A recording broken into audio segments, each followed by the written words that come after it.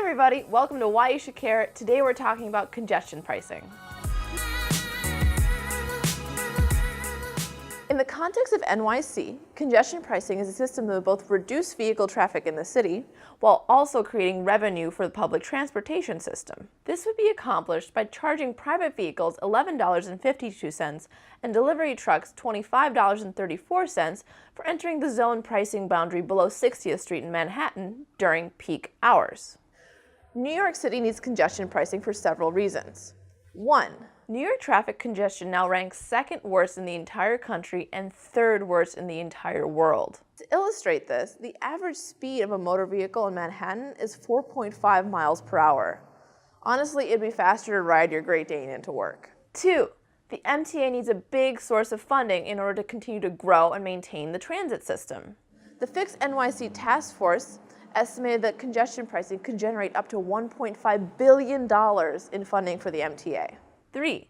New York City is polluted as hell. In 2015, there were 92 days of elevated smog pollution.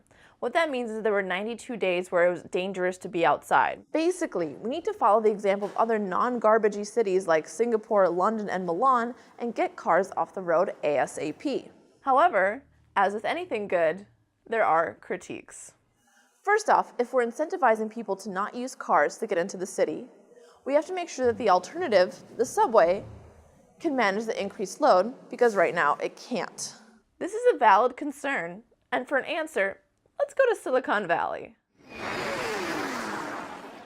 New York City, we have the answer to your congestion problems.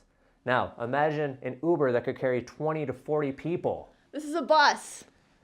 These elongated people movers would make regular stops at convenient locations. That's what buses do. And to give them priority in traffic, they'd have their own dedicated lanes. We already have dedicated bus lanes in New York City, but people double park in them and the NYPD doesn't do anything about it. Get out of here, get out of here. If we could have more buses running at regular and expedient intervals with clear bus lanes, we could reduce the amount of pressure on the subway until regular maintenance and repairs could be done to compensate for increased usage. The other major critique is that this is a regressive tax. This idea is mostly championed by the drive an hour and a half back and forth from the gym mayor Bill de Blasio. But this is simply not true. Only 4% of commuters from outer boroughs use a car to get into the city, because most use public transit. And only 0.01% of commuters from outer boroughs that use cars to get into the city are actually working poor.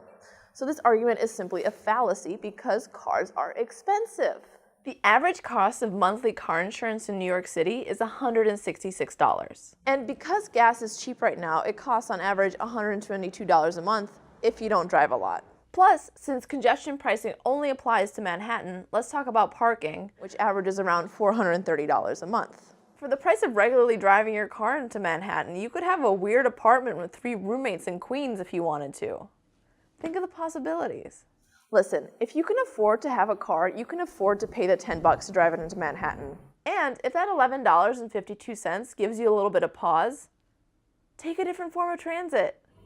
And let's be clear, there are 8.5 million people in New York City and a scarce amount of pavement for all of us to use. If you choose to occupy, and let me be clear, other than very few exceptions, having a car in New York is a want, not a need. So if you make this choice to occupy this space for no good reason, you should have to pay a premium for it. Our roads are critically underpriced. We must price them accordingly to encourage people to use the subway or take the bus or ride a bicycle. We must price them in a way that protects our public health, and we must price them in a way that helps foster livable communities for all New Yorkers, not just those who choose to purchase a complete waste of space. We need a livable New York, and that is why we need congestion pricing. And that is why you should care.